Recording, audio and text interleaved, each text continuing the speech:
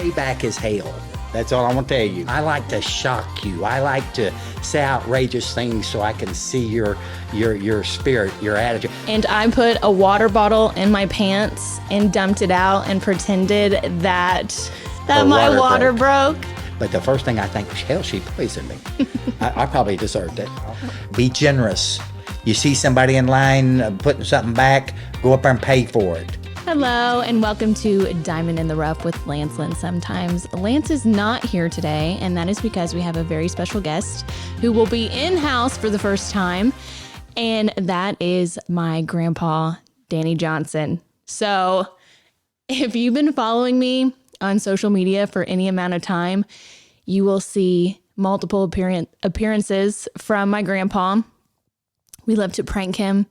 We went viral pranking him one time. Most recently, he was the Wicked Witch in our family Halloween costume. So not only is he a character, but he has a very inspiring story. So I'm very excited for people to get to know him.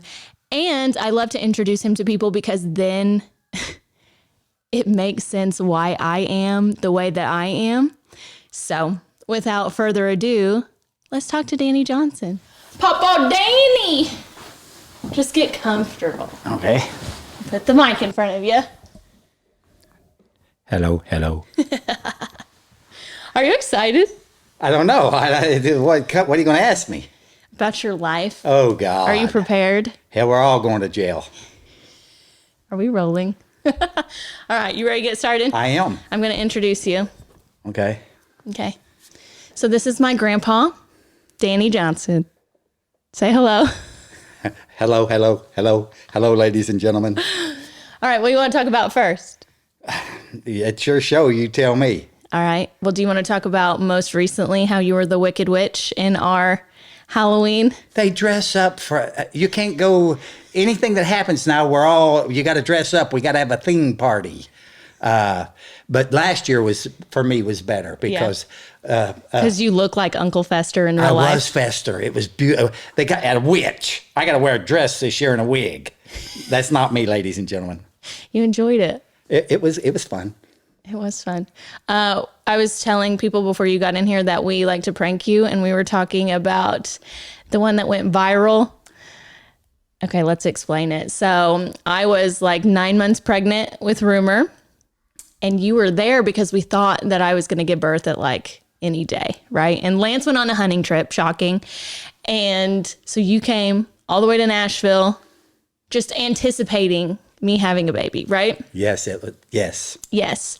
And I put a water bottle in my pants and dumped it out and pretended that my water broke. Yeah. And then you went off. Yeah. What were you saying?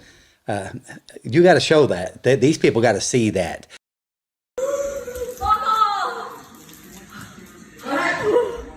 She's back in the water! She's back in the water! Right, so her water's gone. You want me to get dressed?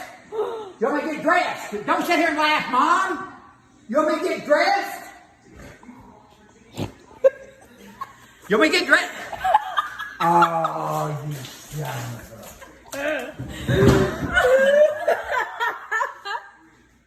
That's the greatest video of all time. She's over there and their water breaks. And of course it's 10 o'clock at night and I've got my bedclothes on. And so I see the water break. Her water's gone. I'm yelling for Mama. Her water's gone. Her water's gone. And they're laughing. Evidently Sherry was in on it. And then when we realized it wasn't, then everybody got a good cussing and everything was good. Yep. Yep. And but people, I want to tell you, I don't know who we're talking to here, but Payback is hell. That's all I want to tell you. It is really true. Can I tell them about Barry? Yeah, you can. Barry pranked me on... Barry's my stepdad. Yeah, we went to Florida one year and couldn't get in the condo, so we had to spend the night in a hotel, and we're wore out, and we get down there, and it's change of time. And Barry calls me in this fake voice. I didn't even know he had a fake voice. And Mr. Johnson, and we're going to have to charge you for another day. Get up, we got to go. And so it was real funny, real funny. Well, about 2 years later, you hearing me talking to you? 2 years later, their dog's having pups. She can't have them. Danny, we got to work. Will you take the dog to the vet? This is morbid. I take the dog to the vet, and he comes out there and he says, "Okay, we're going to give her a shot. If she has a puppy, fine. If not, we're going to have to do a cesarean." Well, how much that costs? $600. I called Barry. I said, "Barry," and I told him, and he said, "Damn, I'm not spending $600. Put her down." I said, "Okay, Barry." Well, by the time I hang the phone up, vet comes out with a big grin on his face, says she's having the pups, everything's good. So I'm sitting there thinking about this. So about 5 minutes, the phone rings, and Barry says, "Hey, Danny, I'll pay the money." Barry, we've already put her down. Silence on. I hang up. I don't call him for 30 minutes. I call him 30 minutes later and tell him, "Hey, you're the proud daddy of 4 puppies." But payback, that's what I'm talking about, these people, how they do me. Payback, it's coming. All right, we should talk more about the hotel situation because it was Mom and Barry, and they were in their room with Jersey and Trace, right? And it was me, you, Mama, and Cruz in our room. Now, they had gotten up and gone to breakfast and were at the pool, and we had slept in, and they said that we needed to get out of the hotel room before we had to pay the fee for the next day, right? Yeah, right. So Mama didn't do her makeup, her No, hair. we come out there like crazy we people. packed. We're in our pajamas. Yeah, we yeah. run down ready to leave because we're not going to pay that other No, thing. I'm not paying another day. And we walked downstairs to see Barry and Mom, and they're all like Yeah, relaxed yeah. and have Funny, had ha, ha. breakfast Funny, ha. and all Barry that paid stuff. for that. Yeah, that was morbid. It was kind of morbid. He wanted to put the dog down. I didn't know he had a fake voice. Who knew? I know he's very talented. Another time that we pranked him, we told him that the police were coming. Or no, we were getting pulled over, and I told the police that my grandpa had fallen in the front yard. Where's that? Where, Arizona. Dallas? Arizona. Yeah, they call me and say, "Hey, the policeman's pulled us over. We've told him that you're laying in the front yard and he's following us. Go out and lay in the front yard." So he goes and lays in the front yard, and we pull up and Yeah. So I think the policeman, I'm gonna get her out of a ticket, right? I'm trying to save her some money here. I go out there and lay in the front yard, and they come around the corner and roll the window down, laughing. So I've been pranked again. You understand what they do to me? You see what? Hey, I used to have a head full of hair. yeah. Okay, so that's just a little overview. Yeah. Let's torment Pawpaw. That's how people know you on the internet. You're kind of famous a little bit. I don't know if you Really? know that. Yeah. You make frequent appearances on Instagram. Okay, but what I really want to talk about is because I probably don't tell you this a lot, but you're a very inspirational person. That's nice. Yes. So I would like you to share your story about your childhood and basketball and all of these things. You were in a book, Really? Matt Wynn. Yeah. So same topic, but in your voice, I feel like it's very different. So let's Okay. talk about your childhood. Okay. Very dysfunctional family. Raised very, very poor. Very, very poor. My dad wasn't around very much, and when he was around, it was very chaotic and crazy, and then they saw a lot of bad things, and I never liked my dad. My dad was not a nice person. And again, at that time, we didn't realize, I was just a little boy, and he had been through World War II, and that post-traumatic syndrome that they talk about now. Looking back on it, I'm trying to forgive him for some of the things that happened, and maybe he suffered from that. He was in World War II, in the Navy. His claim to fame, at one time they got orders to go looking for the Bismarck, and the fog came in. They never saw it, but he was wounded in the war and hit by shrapnel. But he was a very crazy person, and all of my family. Boy, how personal you want me to get here? All my family in and out of jail, and I am the only one to ever graduate high school. Brothers and sisters, uncles and aunts, grandpas and grandmas. So that should tell you a little bit about where I came from. One of my childhood memories is anytime mom and dad, they'd live together 2 or 3 months and things would blow up and they'd go crazy, and then we'd always come back to Franklin County here in Illinois and wherever Grandpa and Grandma was. And so I lived with Grandpa and Grandma a lot. I think one of the sad things that I'll go ahead and share with you is that my mother tried to commit suicide 3 different times. And the last time she tried, she succeeded. And I was a junior in high school in the middle of basketball season. And we come from a very small town, 7,000 people. And you had a Benton Evening News. And so everybody knew your story. My family was on the front page every other day for something. And so playing high school basketball in a small community and my claim to fame, or my way to break the cycle, I'll put it like that, was through basketball. My mother never saw me play a basketball game, and but I went on to hold the Benton scoring record until my son broke that record. And I went to Western Kentucky University on a basketball scholarship and made it to the Final Four in 1971. Got beat by Villanova in a double overtime, or we'd have played UCLA in the finals. So coming from the background that I come from and experiencing the things that I experienced, all my brothers and sisters, I had 2 sisters and 1 brother. Everybody died early.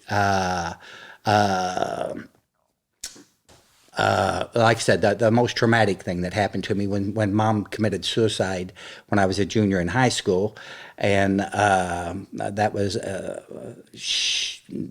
I didn't have anybody to live with, so my sister Carolyn, that was living in Pekin, they quit their job in Pekin, Illinois, moved to Benton, and I was able to finish my senior year in Benton. And then my senior year, my older sister Donna gets in a knife fight in a tavern and gets killed.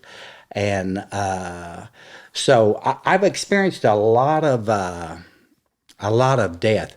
Every one of my brothers and sisters, uncles and aunts, grandpas and grandmas, everybody's dead. I'm the last of the Johnson line. So having experienced that and been through that, and then kind of, if you will, my little claim to fame through the basketball, breaking the cycle, if you will. But the only way I break that cycle, 2 weeks after my mother committed suicide, my love of life came in. I'm sitting in study hall at a bench type thing, a table, and Moose Phillips brings this beautiful, wonderful girl and sets her right across from me to Dymin. It was love at first sight. I believe in that. You wrote letters. It was love that at we first don't talk sight. about. Preacher's daughter. Are you? I didn't go to church. I don't go to church. But if you're going to date Sherry, you got to go to church. Really? I'll go. And as a result of that, like I said, 2 weeks after Mom died, Sherry came and moved to Benton. Her dad was Church of God preacher, Church of God. Okay, Pentecostal. Some of you understand what I'm telling you. Whole different world, right? And but as a result of that, she changed my life. She gave me values, morals that I didn't know anything about, and so it's been a lifelong process. I'm never going to change. You need to understand that, okay? But she's tried to change me a few different times. Tell us about the time you thought she poisoned you. Oh my God! We've been married 54 years. I worked in an underground coal mine for 20 years. I go to dinner one night, and dinner. You're on a belt line, and you're sitting there by it's 3 o'clock in the morning, 4 o'clock in the morning, you go take your lunch, your bologna sandwich at 4 o'clock in the morning. True story. And I no sooner get that sandwich eaten, and I get this tremendous pain. I think I'm dying. Well, I can't help it. I apologize. But the first thing I think, hell, she poisoned me. I probably deserved it. Why would you think that, though? Well, because I work swing shifts. I work midnight, from midnight to 8 o'clock in the morning, from 4 o'clock to 12 o'clock, 8 o'clock to 4 o'clock. So you work 3 different shifts a month at a time. 1 month you'd work midnights, 1 month 4 to 12. Well, she taught school. We had 2, Missy and JoJo, 2 young kids. And so what do? I'm not going. I get off work at midnight. I'm not going home. So I would run the bars with my buddies and shoot pool and act like a crazy person. And so I thought, well, she was tired of the way I was acting, so she may have poisoned me. But anyways, make a long story short, I finally get to the place where there are people over the shop area, they call it. And they call an ambulance, and I go to the hospital, and I got kidney stones. So everything's good, and I go back to work the next day. They flushed me, and I go back to work. Hell, I get them the next night. So I'm back to the hospital. So now you got to pee in the cup, right? But I passed it. Everything's good. I haven't had one since. So that was a story about her. Her and I love her to death. You need to understand this. We're married 54 years, but I still act like a crazy person sometimes. I say and do things I probably shouldn't do, but that's who I am, and that's how I will die. Okay, so it's given you like you have this innate ability to like connect with people, though. Would you agree with that? I love people. I love to interact, and it doesn't matter if it's that crazy cameraman back there, or if it's the preacher. I love B.D. Scroggins, best preacher in the world. I go play checkers with his father-in-law. I just like people. I love people, and I like to be around people. I like to interact. I'm a shock jock. I like to shock you. I like to say outrageous things so I can see your spirit, your attitude. I do this to her kids. Let's go look for roadkill. What's roadkill, Pawpaw? Something that's been hit by the so I'll get the kids and we'll drive. And there's a raccoon and there's a possum, and I love for these kids to see and hear and experience everything, good and bad. But it's fun to me to interact. I like to interact with people. I'm a people's person. Mm-hmm. Okay. Well, let's go back because you kind of zip through everything. I want to talk more about your basketball career. Okay. So. Okay. It all started in a little 3-room schoolhouse. I'm 75 years old, okay? And there was a little schoolhouse out here in the country named Hill City School. Three rooms. 1st, 2nd, and 3rd grade, 4th, 5th, and 6th grade, and 7th and 8th grade. 3 teachers, 3 rooms. And that's where I started my little career. And we never stayed any place. We were constantly, somebody'd write and say, hey, I can get you a job, and away we'd go. And I lived in Denver, Colorado, Chicago 3 times, Dayton, Ohio.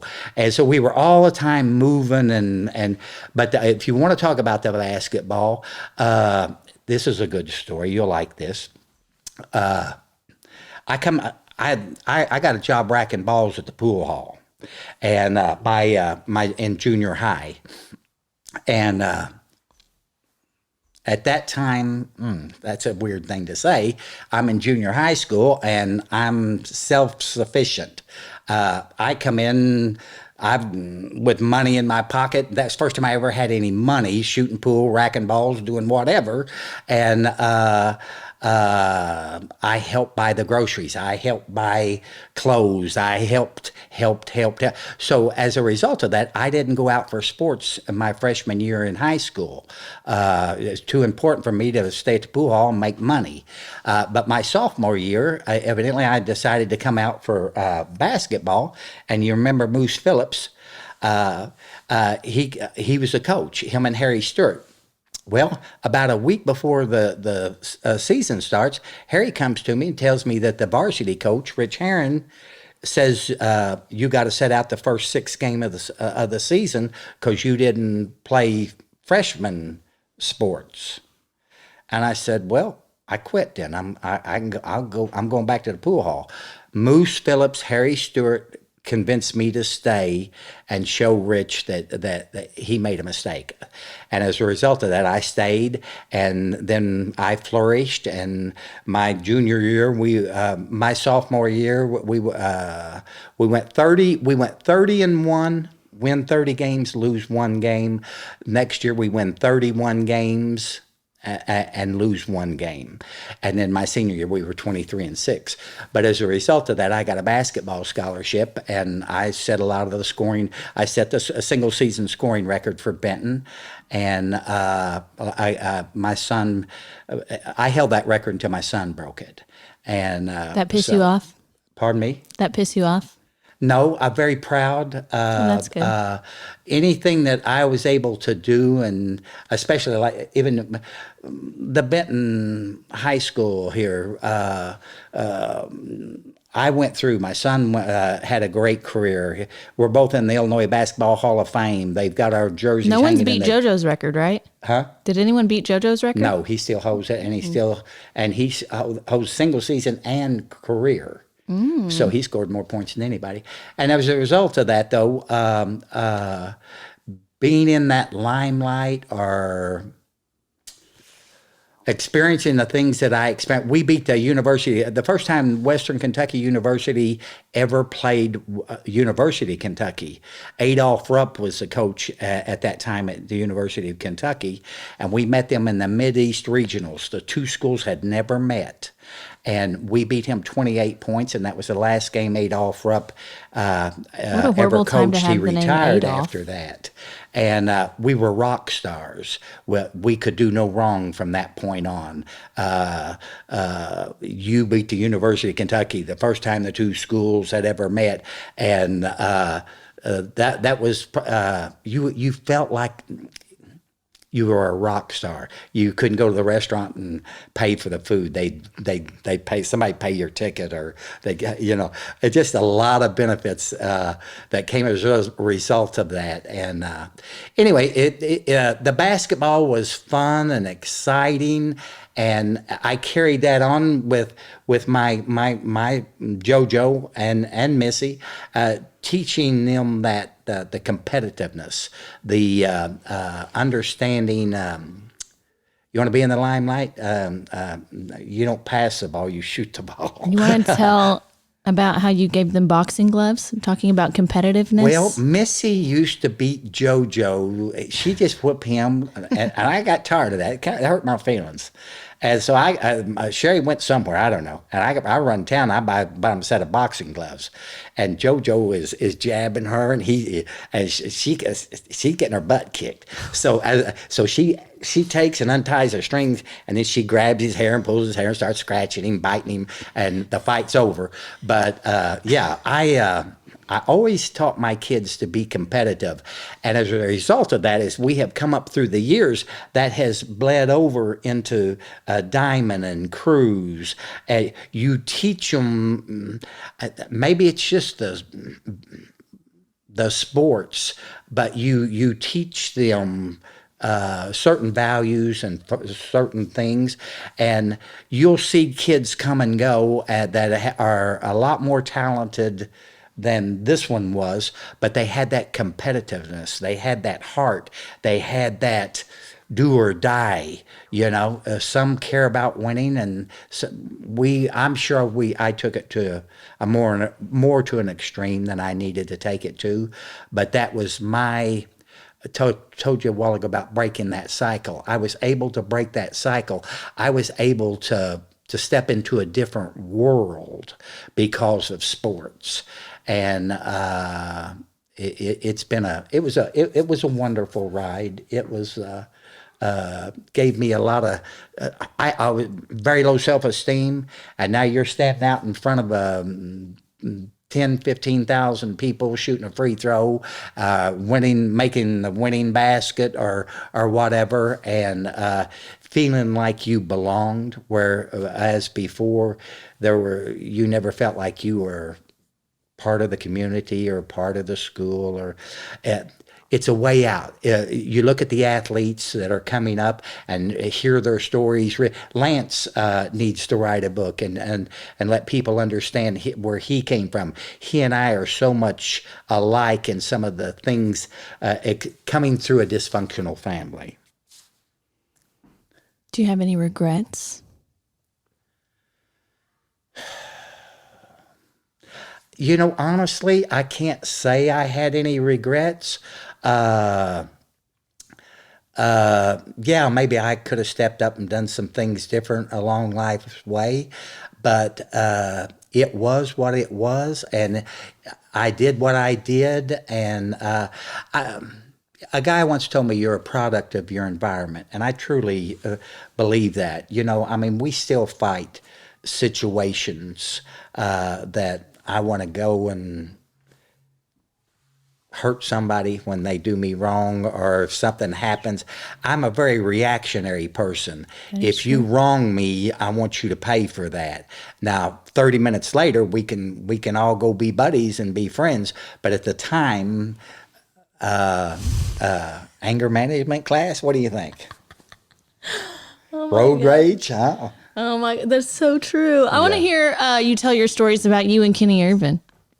No, this is not. Is this X-rated? I'm talking Kenny Irvin was. I'm talking about basketball stories, okay, you weirdo. Okay. Oh, I got the story. Yeah, I know what you're talking about. Okay, I got you. Rich Heron, because he set me out them first 6 games of that sophomore season, and we only played like 12, 14 games. I didn't like him. There it is, ladies and gentlemen. We later buried the hatchet, but it was my job to make him crazy after that. And so if Kenny wanted to go rabbit hunting, let's go rabbit hunting. We go school. School's overrated, guys. It needs to be about 3-4 days a week. That's what I'm thinking. And that's the way I live my life. And so, I wake up at noon. Yeah, well, let's go to the afternoon classes. But anyway, there's snow on the ground. Kenny Irvin and I slept in that morning, and he stayed at my house. The door knocked.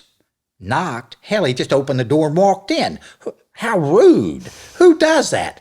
Hey, Coach, how's it going? Johnson, why ain't you in school? Coach, we walked down to the corner. There's snow on the ground. I thought school was called off. Johnson, my footprints are the only footprints out there in that snow. I'll get dressed right now. But he's all the time chasing us around and making sure. I'll say it one more time. About 4 days a week, all I could take of that school. I couldn't go to school every day. It just wasn't in me. I mean, you tell my kids that too. Kenny's a bad influence. I think I could have done better if he and I hadn't been friends, because you still anything he couldn't think of, I'd think of. And so that got us into a lot of bad situations. And 30 years later, we are still, when that phone rings and Kenny Irvin's on the other end, I look over at Sherry and she's got that frown on her face, rightfully so. I took him to Fairmount Park. We like to go to Fairmount Park on Tuesday afternoons in the summer and bet them racehorses. And we pull up there, and Kenny's overweight and knees are gone, and so we valet park. So the little valet guy come out there, and I get out of the car. Of course, I drive, and I say, "Hey, you got a wheelbarrow?" And that guy said, "What?" I said, "You got a wheelbarrow. Put him in a wheelbarrow and bring him to table number 2. I'll be in there at table number." He takes so long to get. I'm ready to go. What if he listens to this? Is he gonna be mad at you if you're talking about him like this? That's a great thing about me and Kenny. He can say anything to me, and I can say anything. It's water off a duck's back. If he gets a chance to make fun of me, he's going to make fun of me. So I'm going to make fun of him. That's just what we do. That's how we interact. It's okay to make fun of people until somebody gets hurt. Oh my God. It's all fun and games until somebody gets mad. Oh my God, you're not right. Well, let's talk about, this is a fun story. The first time you met Lance. Okay, my turn to talk. My turn. So I'm bringing this 30-year-old professional baseball player home to meet everybody for the first time. And Danny ushers him in and he sits him on the couch and he sits on the coffee table in front of him and he goes, "Everything you do's fine, but let me tell you about me." First words out of his mouth, okay? So I'm mortified. I'm like, oh my God, this man is never going to talk to me again. And he does. He gives him the spiel, the resume. Yeah. Final Four, I played 1971. Into regulation time. Our boy's shooting a free throw, tie score. If he makes it, we play UCLA. At the end of regulation, the first regulation, scores tied up. I'm sorry. We're 2 points ahead in the second overtime, and we got a boy shooting a free throw with 7 seconds to go. He misses. They get the rebound, go to the length of the court. Howard Porter makes a turnaround jump shot at the buzzer. We go into the second overtime, and we get beat 3 points. So I give Lance that speed. That's my only claim to fame, guys. I should have it memorized by now because you did it just to Jersey's so boyfriend the other day. My resume. Yep. Same way I give Coach Cardinals. Ollie. Ollie. I give Ollie that resume. Yeah. You want me to tell him what I told Ollie? Nope. Okay. Oh my God. Okay, so that's not the only thing. The next part of that story is then he's like, "Hey, let's fry some fish. You can have Lance over. We'll invite, we'll have like a little gathering, right?" So I invite my friends and whatever. Danny, who did you invite? Anybody and everybody the whole town. Yeah, anybody. The church. Our preacher was there. Cars lined up and down the road. Yeah. Yeah. And mind you, I'm thinking I get him sign some autographs. I want to make some money here. He did sign autographs. He did. I didn't get paid. He was signing autographs and people were taking pictures, and I didn't even talk to him the whole entire time. I was mortified and I was like, oh my God, this man is never going to talk to me ever again. It was the best day of his life. I know. We need to get him on here and have him talk about his perspective on that. My God, I could take him. I'd love to go. I like to take him to the restaurants and take pictures with all my little mentally ill people that I associate with. All your No. You did. You took him on a tour of Benton and you got those big baked potatoes. Oh, yeah. Baked potatoes big as your head. Yeah. And then who'd you take a picture with there? Kearney Kirk. Danny There was Irvin. a woman, an older woman. I don't remember. Either. I've had him take pictures. I know. You just like tap people on their shoulder and you're like, hey, this is Lance Lynn. He plays for the They walk in Cardinals. with the Cardinal hat. Hey, Lance Lynn over here. Come and get your picture made. Yeah. Yeah, you gotta expose him. You gotta get him out there. Why does Lance Lynn not have a beer commercial? Hello? Who? I'm trying to promote the man. I'm trying to get him some notoriety. He's got it now in our little circle. Hey, go to the train wreck Friday night. How have you enjoyed baseball since I've been with Lance? Did you ever play baseball? I did. Baseball's too long drawn. I don't want to hurt you people's feelings, but after 7 innings, I'm done. I think it needs to be 7 innings long. And back in the day, when the relief pitcher comes in, he's got to throw to 3 batters, so that helps speed the game along a little bit. But I'm a very I can't do 9 innings, guys. Can't do it. You do it though. And you scream the whole time. Yeah, I'll do it. But it's like watching your son when JoJo came through playing basketball, the stress and the pressure. Hey, you want to do something for me today? Let's start a petition. And I want that box. I want that the umpire with the earplug and the ball, strike. When he doesn't call that strike, and it was a strike, and now the guy gets a hit or this thing blow, they've done everything else. Let's speed the game up. Balls and strikes in the box. Let's computerize it. I would disagree. Who are you rooting for in the World Series? Do you like the Dodgers?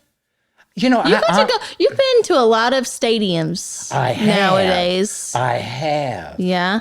Did you ever think you'd do that in your lifetime? No. That wasn't part of my resume. And again, I don't want to hurt nobody's feelings. I know it's baseball stuff, but baseball is too long, drawn out, boring. $17 for a beer? Are you kidding me? My God in heaven!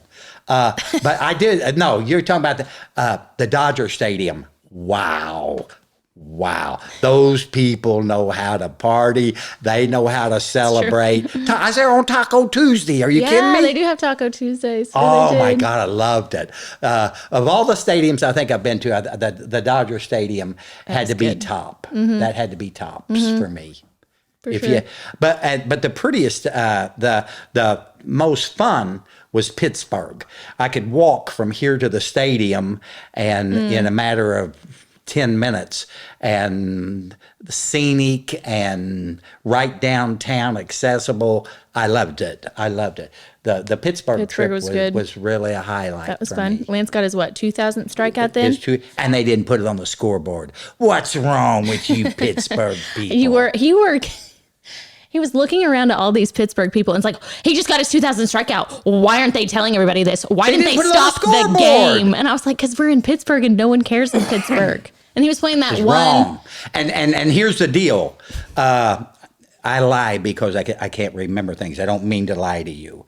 But the 2,000 strikeouts made him only one of 21 to ever do it. 8 currently, right? Okay. Well, there's all Something. kinds of I records forgot. that Lance has done here within the last year or so, meeting these so many innings pitched, so many strikeouts, blah blah blah blah blah blah blah, and nobody knows it. They're not promoting They it. do him dirty a little bit, don't they? And have Where's the beer for a long commercial? time. He what? He was made for a beer commercial. That's true. He broke, what is his name? Nolan Ryan. Yeah, He broke one of his records and they were like, not touching so that. so many game with 100 pitches. Yeah. I mean, it just goes With on and on Texas. and on. Some of the He's with records that he Texas. has set and hasn't gotten the acknowledgement. And so that hurts my feelings. And again, like I said, because Lance is one of mine now, I try to promote him. I want him to get everything that he should. I want some. Who's the agent here? Can I fire the agent here on this show? Kevin. Kevin. But no, I just want him to get his just dues. And I don't feel like he ever has gotten his just dues. Lance Lynn is really a nice person. And in the same breath that I say that, I'm going to tell you he's crazy too. We're not going to get into that. But he and I are kindred spirits. I'd like to say that. Yeah. It's kind of weird to sit here and realize that I've probably married someone very similar to my grandpa. One of the things in raising Dymin has always lived with me and Mama as a baby. Her dad and mom got divorced, and she was just a baby, and Missy had to go to college, and so we got to raise Dymin. And What a blessing. it is a blessing. and what is so heartwarming to me now is that I look out here in our backyard and we have chickens and we have goats and we have a little pony and we have tame rabbits, and we got a couple of pigeons. And as bringing her up as a young child, as a young girl, I wanted her to experience animals and kitty cats and taking care of dogs, and as an adult You never said now, no to anything. she's living a farm life. We're out here in the middle of nowhere, and she's got cats and chickens and dogs and rabbits, and It is your fault. I will say that. I love it. I think I had a really good childhood. You people never said no to anything. And you put me in everything, so I'm just trying to do the same. She called me the other day and said, "What about this pony?" And I said, "Oh, you need that." She said, "You're enabling me." Yeah, he's And I my said, enabler. Yeah. We've know. gone to Salem, an hour away, I'll and get got the Mennonite out goats. here and build you a barn tomorrow. Let's fill it full of anything and everything. I want these kids to see and feel and experience anything and everything, good and bad. Enabler. And it shapes them and it molds them. And I am so proud of Dymin, where she has where she has come from, and the kindness, and at school, she would always mentor, or she would always take care of the weak one. And I want these these great grandkids to see and feel and do that. So many of you people out there think you've hit a home run, and so many of them was born on third base. Huh? Write that down. Uh-huh. One ship sails east, another sails west. In the same south winds that blow, 'tis the set of the sail and not the gale that determined the way we go. What the hell I'm does really that getting mean? into this, ain't I? I knew you would. Put a microphone in front of you. I don't know what you just said, though. Do you know what you just said? I did. Life circumstances and situations doesn't dictate who you are and who you become. It's all in here. And again, I told you a while ago, you're a product of your environment, and your heart will determine, do you forgive, do you not forgive? So many life situations, things happen to you, and you've got to let them slide. You've got to let it. You've got to learn to forgive, guys. Forgiveness, forgiveness, forgiveness. Thank agree you, with Sherry, that. my wife. I feel like you've used a lot of the terrible things that have happened to you to help people now, though. I do. I enjoy. She come home from church the other night, Wednesday night, said they preached about you tonight. They talked about Daniel in the lion's den, and I got my name from my grandma came home from church and asked to name me. I was born at home, and mom let her, and they'd studied on Daniel in the lion's den. She named me Daniel, and when you get thrown into that lion's den, and when life situations deals you some bad cards, how do you fight that off, and how do you not react, and how do you not come out of that? It either makes or breaks you. And I've had so many of those tragic life situations, and you got to learn to roll with the punches, guys. You got to learn to forgive. You got to learn. I don't know that you ever forget. The days will turn to weeks, the weeks will turn to months, and the months will turn to years. And this too shall pass. Thank you, preacher. You should be a preacher. But life's good, and I'm living a life. I'm living the best life I've ever lived right now through these grandkids and through Dymin and the experiences that I'm getting to experience. And at the same time that I'll tell you that it's the best life I've ever lived, it's the saddest life I ever lived. It's the saddest time I've ever lived. I lost my grandson, 18 years old, 2 days before Thanksgiving, and we're getting ready to come up on his anniversary. And it is to watch my family, his mom and dad and his sister grieve the way that they are grieving, and the changing of the weather, somebody will walk in with a camouflage suit on, and I'll tear up. And it's just a bitter, hard. They asked Mother Teresa one time, "What's the first thing you're going to say to Jesus?" She said, "He's got a lot of explaining to do." You know, we don't understand death, but it rains on the just and the unjust alike. And losing Trace has really wounded and shape this family right now. And like I said, we're getting ready to come up on the anniversary, and Missy and Barry and Jersey are going to Wyoming. They don't want to be here at Thanksgiving. And but we've decided to stay and not go with them for the rest of the family. So the grieving his death is Hard. just, I don't know. It's different than all the deaths that I've experienced along life's way. My sister got cancer and died of breast cancer. My brother died of cirrhosis of the liver. My older sister was killed in a fight. and mother committed suicide, and dad died of cirrhosis of the liver. So, death, and more death. You really did break a cycle. Death, and more death. Yeah. And I like to relive my life or my experiences through my kids, and I like to give. Giving is so important to me now that you'll see somebody at Walmart. She was pouring her coins in the coin machine. Well, they charge you 10%. So if you had $100 worth of coins, they're going to take $10. Well, I walked over there and handed her a $20 bill and said, "Hey, I used to dump them coins too, and I still do." But it's so rewarding to me to discernment, seeing people, the little signs, need rent.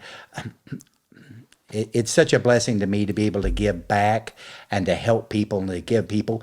And That's kind of your gift. People like pop up in front of you and you're like, yeah. like the Lord gives you I people. walked in Dollar General on the way over here yesterday and bought some popsicles because I was coming to see my great grandkids, and there was a guy sitting there and he had a return, and it couldn't have been a $2 return thing. I don't know what it was, but he had it in a package, and so I said, "Hey, I haven't done a blessing yet here today. I want you to have this $20 bill." And he followed me out to the car and said, "How did you know?" And I said, "I didn't know anything. I just know that whatever you were returning there wasn't $3, and for you to come back to the store to return that, you needed a little lift today."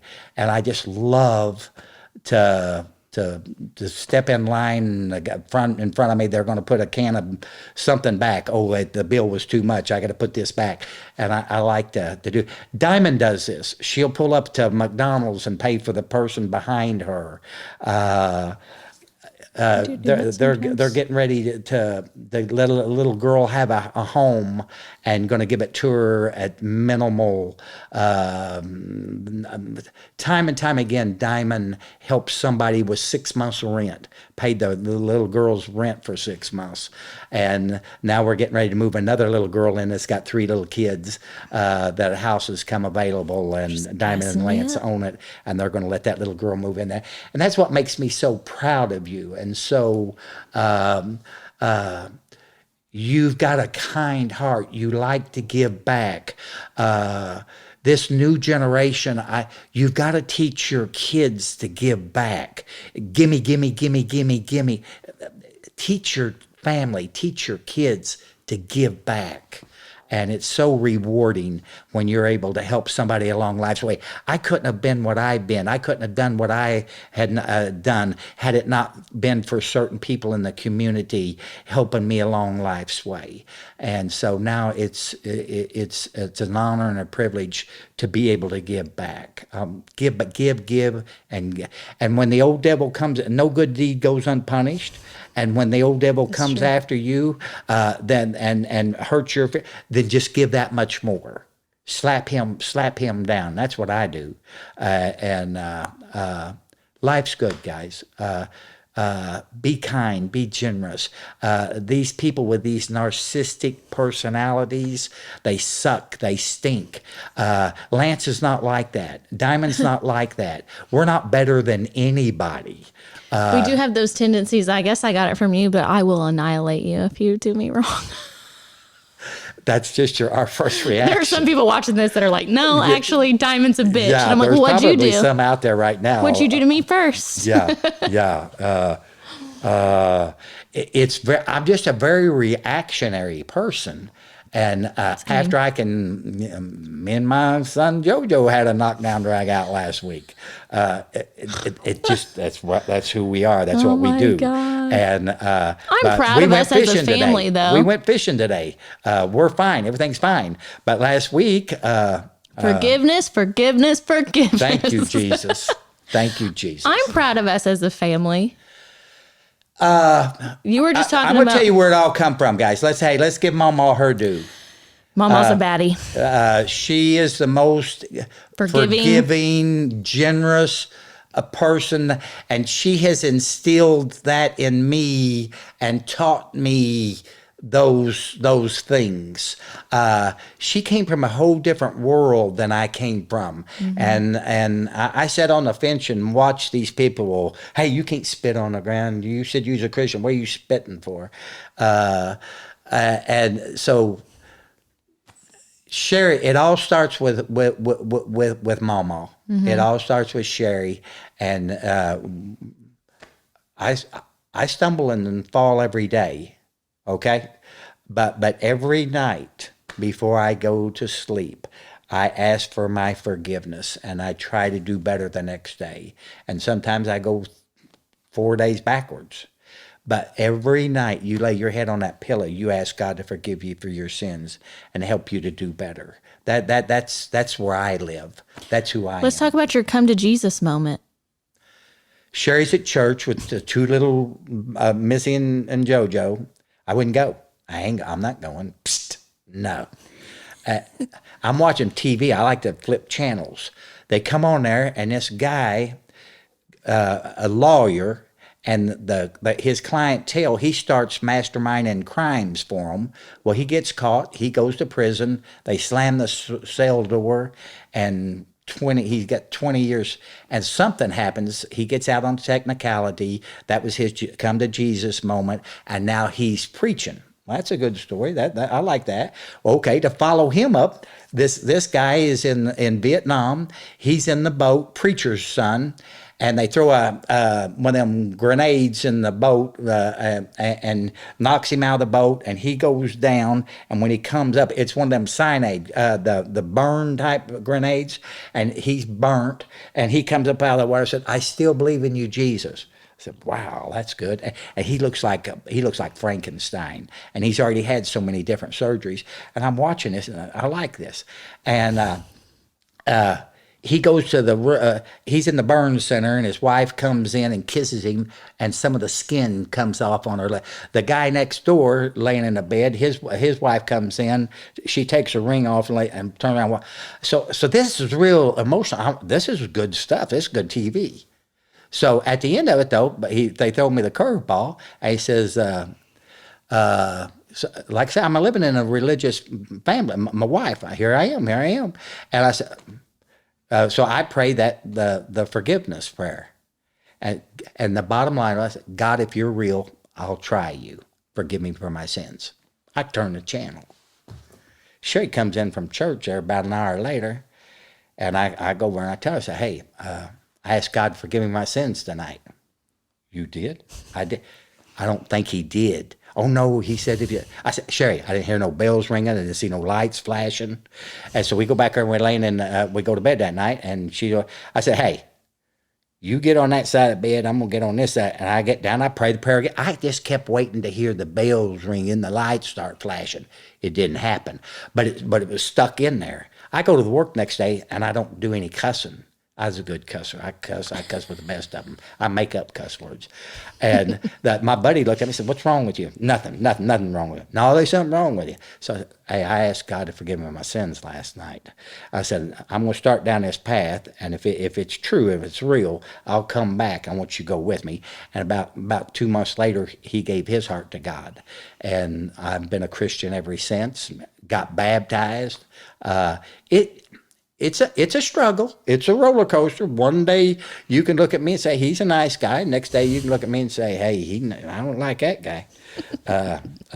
So it's an everyday battle. It's if you're a Christian out there, it rains on the just and the unjust alike, and it is what it is. But I'm walking with Jesus.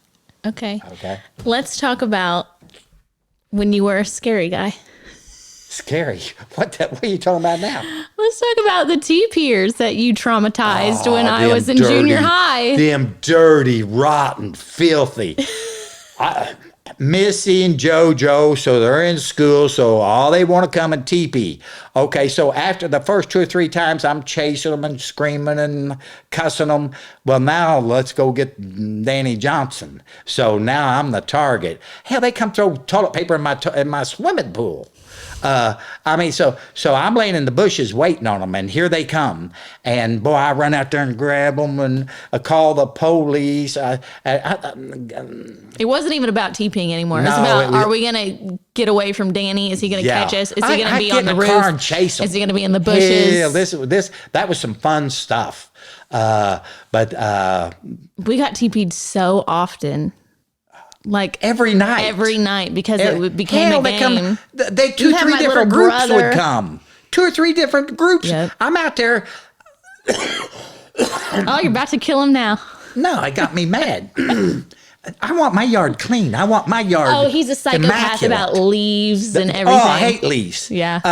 I'm standing out there in the bedroom window, looking out there in the we had a little side lot there, and JoJo's out there playing football with his buddies, and it's rainy and mud, and they're tackling, and the grass was coming up, and I'm about to go crazy, and Sherry come in there and said, "What are you?"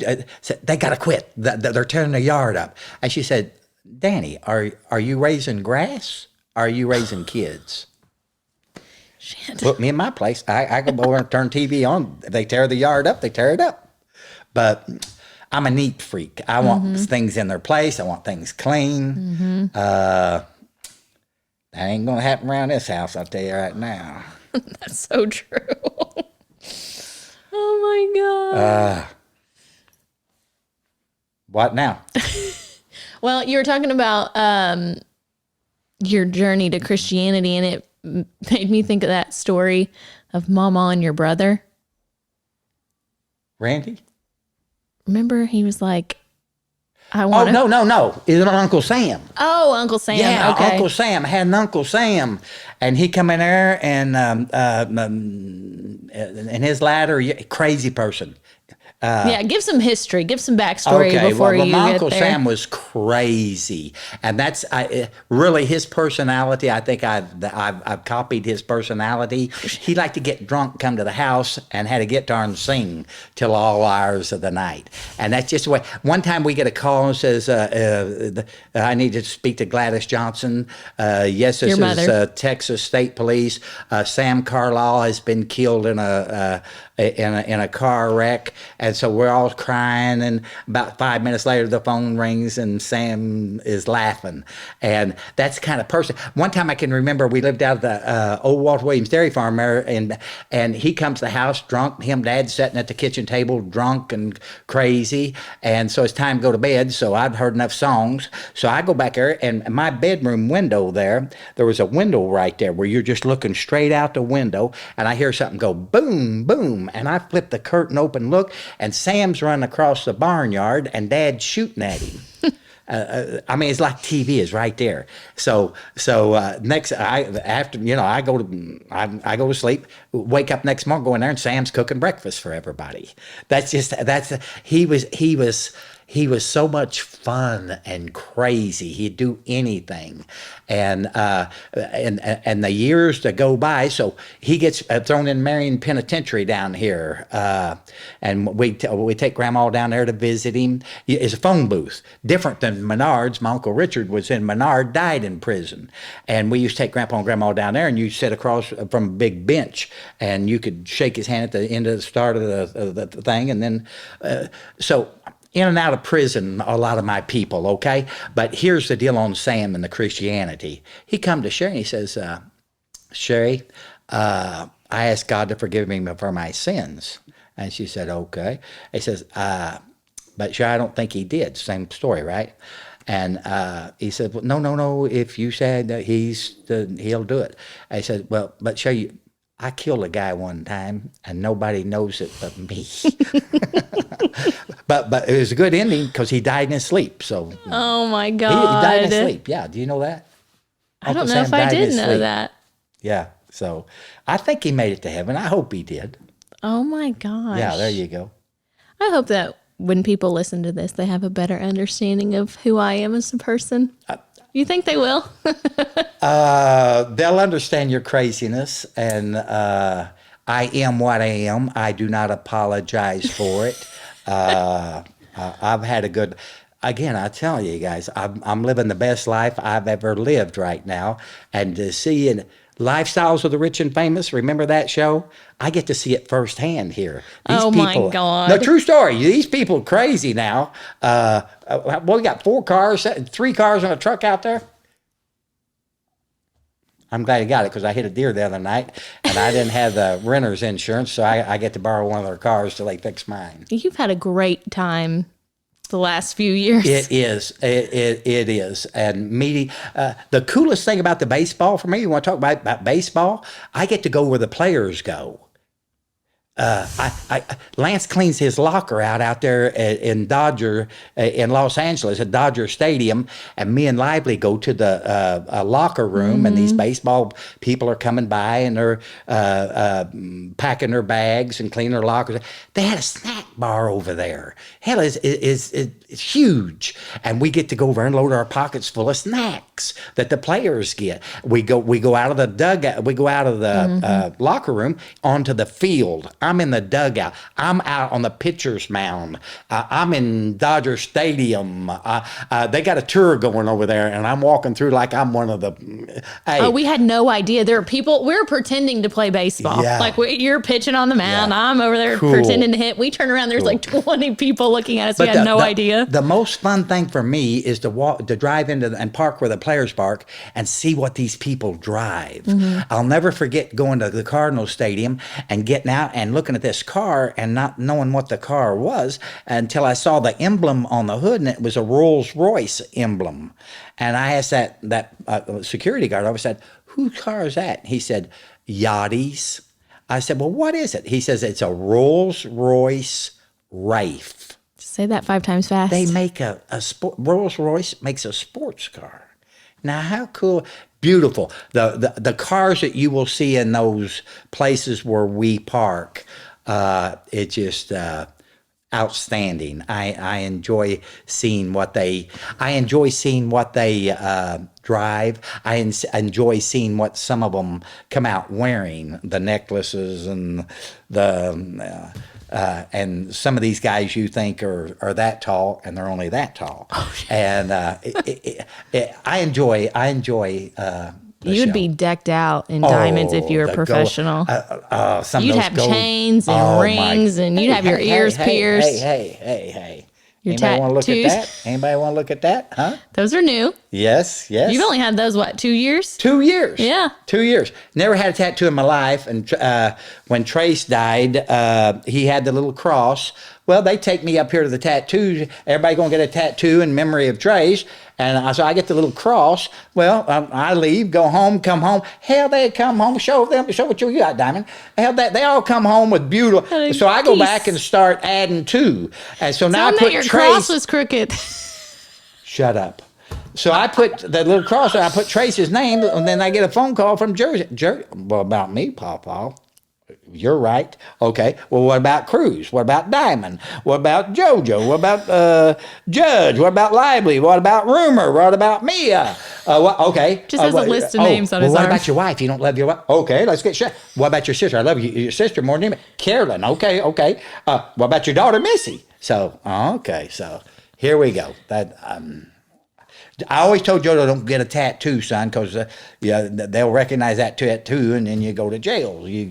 That's how they identify you. But so I'm not worried about going to jail anymore. I probably should be, but JoJo's the only one without a tattoo right now, isn't he? Yeah, he ain't fooling nobody. They'll get him. I don't think so. I think he's a baby. Psst. Big old You baby. might be right. You might be right. What are we doing here? Are you done talking? I just wonder how these people are sitting around watching this. What's wrong not with live. you people sitting around this podcast watching this crazy stuff? You like this reality TV? I hate reality TV. I just thought you were an inspirational person. Inspirational. Do you not think you're an inspirational person? I think if you're you're funny. trying to stay out of jail. Okay. Well, I think you're funny. I think you have a good life story. I think you've made a lot of good out of a lot of bad. Okay. You watch my kids. I have to be nice to you. Can we take an offering? I mean, you want to be a preacher? You said some inspirational shit. I hope so. You said a lot. I hope so. Yeah. I hope so. guys, if anybody that's out there and that's sitting on the sideline, ask God, if you're real, forgive me for my sins. Try that today. You might not see fireworks, but that doesn't mean it doesn't work. It changed who I was and what I was and the things that I believe. And again, it's a roller coaster ride, guys. But I'm a better person for asking God to come into my life and change me and make me a better person. Doesn't mean that I do right every day. Doesn't mean that I don't stumble and fall. But every night before I lay my head on that pillow, I ask God to forgive me for my sins. When do you think it really stuck? It did. I know when. Not immediately. Oh, no. Because you were young and you got a lot of juice in you. No, I sat and watched and when did it stick?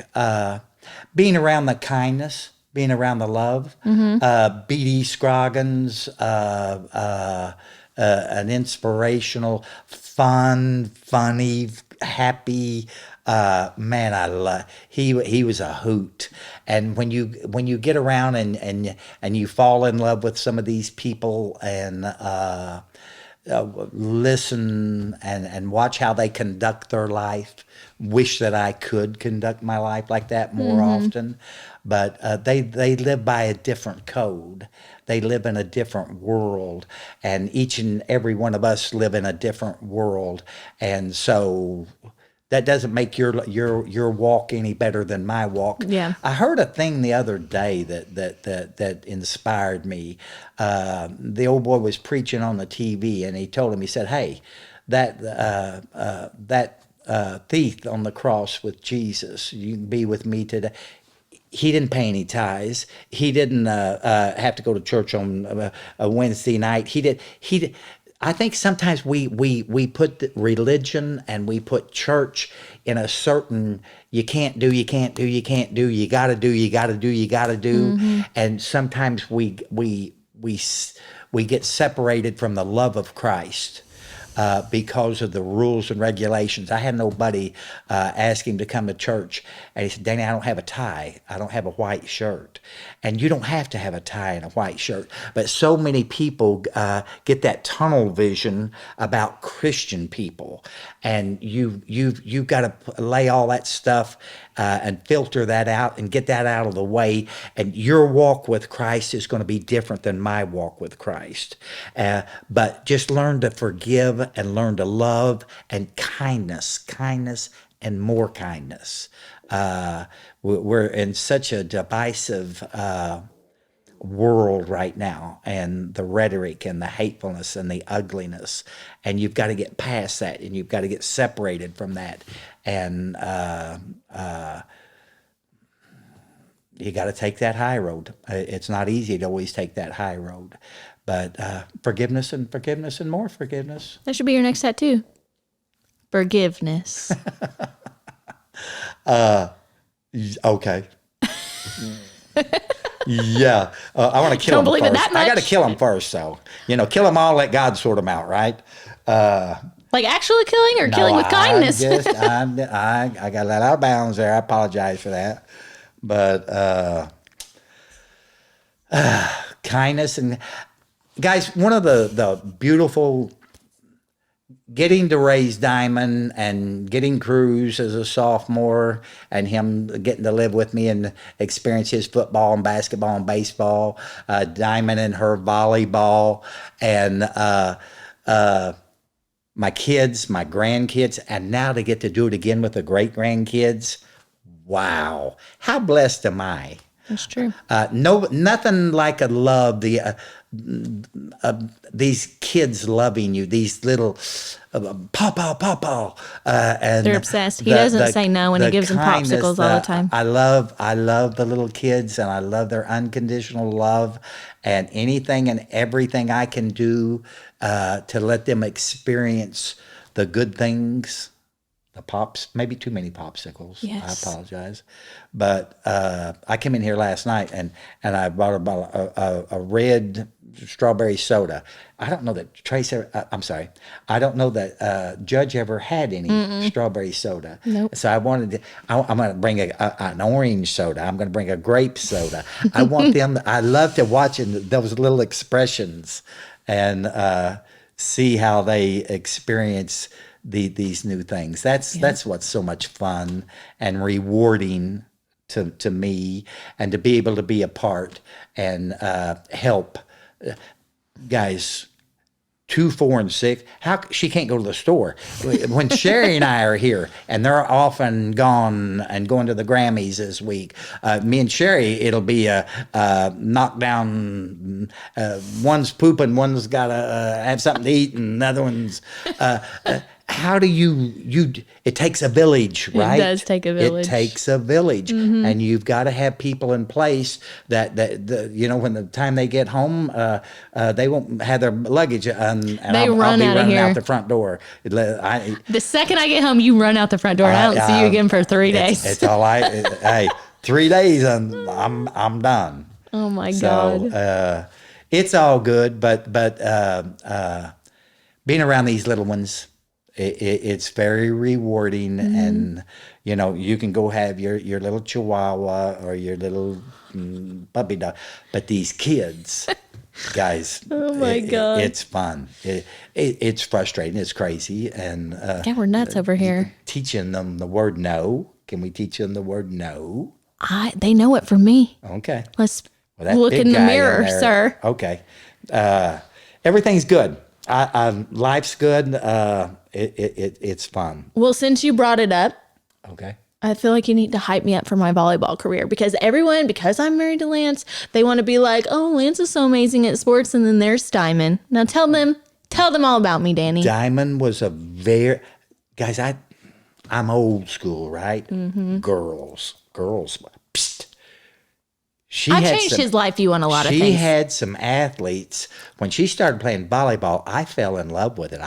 This was an action sport. And some of these girls, they were coordinated, and the overhead spike. And oh man, I fell in love with it. And I started and learned to appreciate the women's sports.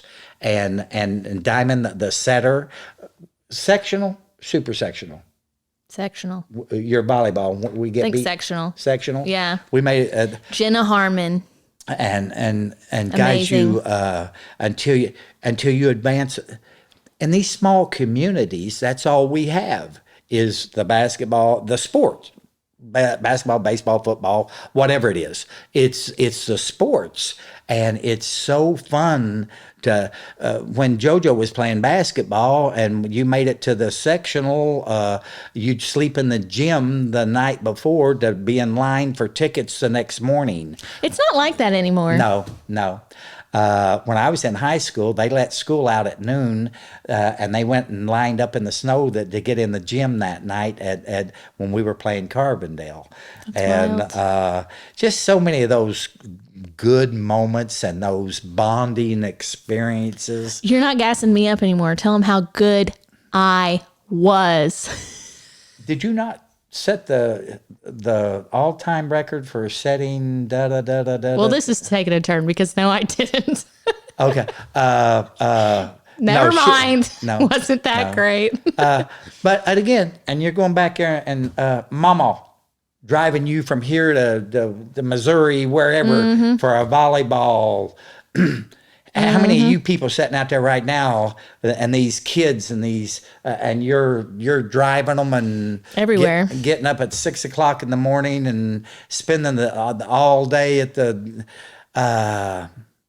You do it because you love your kids, and you want them to experience the life experiences you had. Yeah. So many of those little friends that you made along life's way, and you'll go back and you remember those kids and the experiences that you had, and the wins and the losses. Yeah. And should we gas up Jersey a little bit? I think that's who you were confusing me. Hey, how about Jersey? Jersey did everything. She's the female athlete of our leading team. Scorer for the Marion girls basketball, and it hadn't been for COVID, she only played 6 games her sophomore year. Mm-hmm. She's only 100 100 points less than being the all-time scoring leader, boys or girls. You remember but there's only her two stats. boys ahead of her, and they had 4-year careers, and she only got 6 games her sophomore year.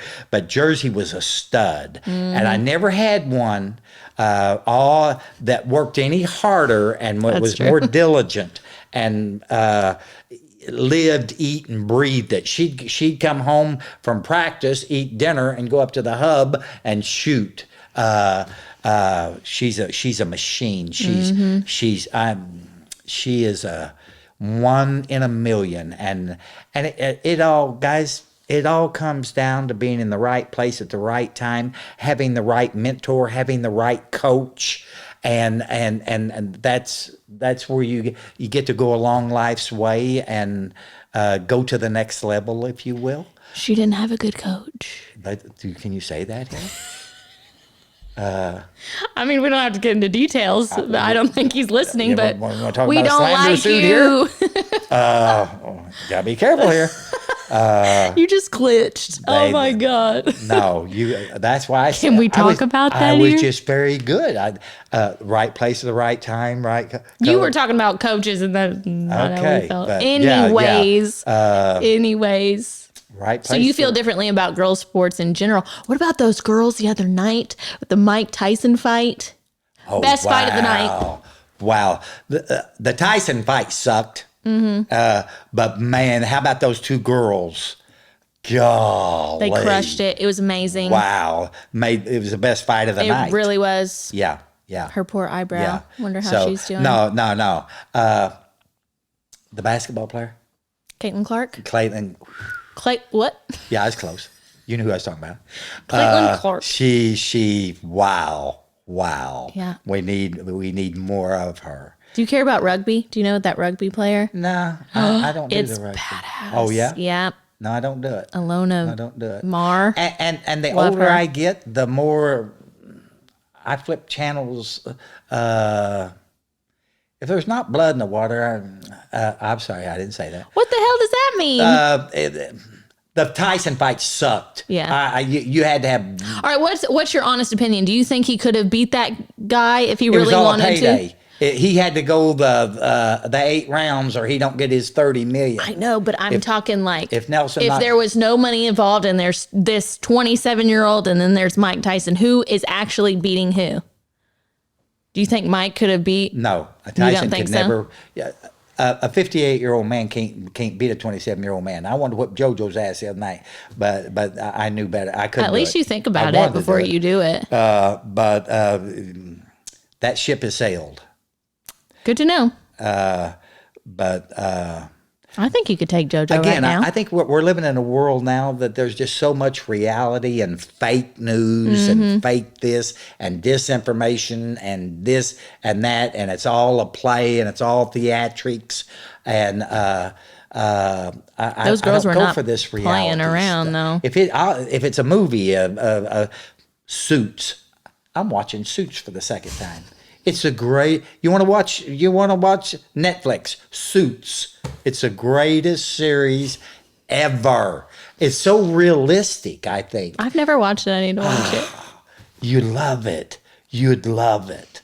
I like Yellowstone, and you can't get into Yellowstone, and I don't know I tried why. it one night and couldn't do it. You got to but- get past the first episode, and then it's a Monday. Now, I loved Ozarks. See, I didn't. You watched some crazy stuff. They'll kick your ass. That's right now. inappropriate. Oh, I'm sorry, and it is. Yeah. You don't I didn't think you'd watch any don't of show that this to stuff. little kids. No, that Your taste in television is crazy. it has to be realistic. It has to be when it's everything good. Alrighty. You done with me? You got anything else you want to say? Trying to think. Anything I could say out there to inspire. Spar. No, I think we're done. I think you crushed it. I think you did a phenomenal job. Okay. Thank you. Thank You're you welcome. for having me. Kindness, guys. Forgiveness. Be generous. You see somebody in line putting something back, go up there and pay for it. Be nice. We got to teach this younger generation to give back. Maybe we can turn the page, and maybe we can go into a different arena, a different area. Love you, appreciate you, and thank you for everything that you do for me and Mama. Oh, you're welcome. Well, you help me too. You, the kids and the grandkids. That's why I get up in the morning. Oh, damn. It's got deep. Life has, I have no wants. I have no needs. Biggest lie that's ever been told. Making these kids happy, that's my enjoyment. And that's being around these little rugrats and watching and seeing them learn and do the things that they do. That's my joy in life now. Good. I'm done. I hate all you people. Well, thank you for coming on. I appreciate it. Okay. Turn it off. I'm done. Good job, Daniel. Ah, dang. That's the most boring thing I ever done in my life. Wasn't that a wild ride? I was excited to bring him on because he's such a good storyteller and he's got a lot to say. And he's lived like 7 lives. And so, he had a rough childhood and he really has turned that around and is really helping people every chance that he gets. And he's very inspirational. He's got a lot of inspiring quotes and all that stuff. So I really hope you enjoyed meeting my grandpa, and hopefully it makes some sense why I am the way that I am. So yeah, I hope you enjoyed it, and we'll see you next Tuesday. Thanks for watching.